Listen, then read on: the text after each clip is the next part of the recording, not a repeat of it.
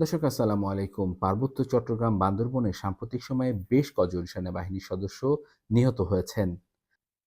কি হচ্ছে সেখানে? তাই জানার চেষ্টা করব আজকের এই এপিসোডে।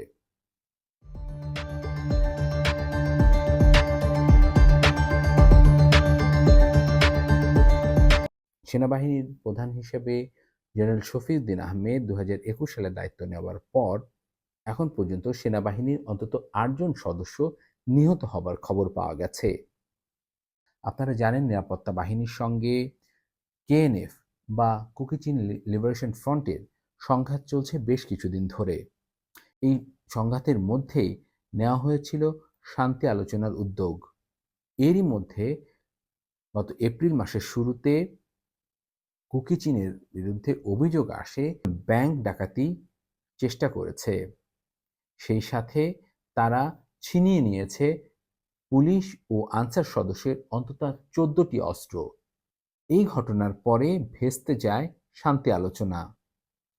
রুমাতে সমস্যা শুরু হলেও তা এখন রোয়াংছড়ি বা অন্য জায়গাতেও ছড়িয়েছে। জানা গেছে এই দীর্ঘ সময়ে সেনা সদস্যদের টহল টিমের উপরে আক্রমণ করা হয়েছে সেনা ছাউনিতে। আমি যখন কেএনএফ এর সদস্যদের সঙ্গে যোগাযোগ করি, তারাও আমাকে বলেছেন যে পার্বত্য চট্টগ্রামে অন্যান্য জাতিগোষ্ঠীর সঙ্গে সুযোগ সুবিধা থেকে তারা বঞ্চিত হয়েছে অনেক বছর। কিন্তু সে সংকটগুলো তারা কিভাবে মোকাবেলা করবে? তাই তারা বেছে নিয়েছে এই অস্ত্রের পথ। তবে তারা শান্তি আলোচনা চায়। কেএনএফ-এর এই মুখপাত্রের সঙ্গে আমার যোগাযোগ বিচ্ছিন্ন হয়েছে বেশ কয়েক মাস। আর এরপরে একের পর এক সংঘাতের খবর আসছে বান্দরবন থেকে। অনেকে মনে করছে নাথান বমের বয়স যদি ৪৩ থেকে ৪৫ হয়ে থাকে, তাহলে আরো ২০ বছর তিনি সংঘাত চালিয়ে যেতে পারবেন। কিন্তু যারা গবেষণা করছেন তারা বলছেন এই যুদ্ধ, এই সংঘাতের কস্ট বা ক্ষয়ক্ষতি তো প্রচুর। তারা কি পারবেন এই সংঘাত চালিয়ে যেতে? কারা দিবেন সমর্থন? তিনি এখন অবস্থান করছেন কোথায়?